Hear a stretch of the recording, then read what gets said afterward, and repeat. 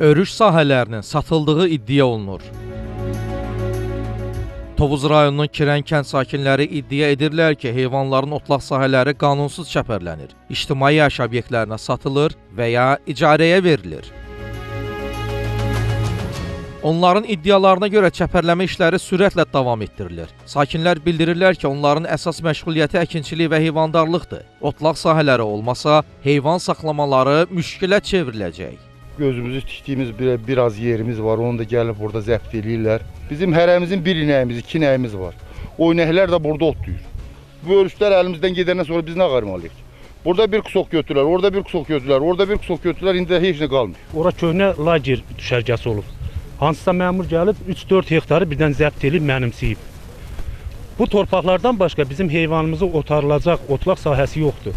Bələdiyyənin fondunda olan torpaqları, bələdiyyə yeri icra orqanları satıb, burada kimsə arıçılıq təsərrüfatı ilə bağlı, kafe, restoranla bağlı buraları setkalamaq istəyirlər. Əgər burada 1 hektar yer çəpərlənirsə, yəqin ki, dəqiq məlumat demir, yəqin ki, kimsə burada nəsə tamahı var, ya da nəsə eləmək istəyir. Əgər planda varsa, meşəni çəpərləmək, işçilik bizim ixtiyarımız yoxdur dövlətdən. Biz xahiş edirik.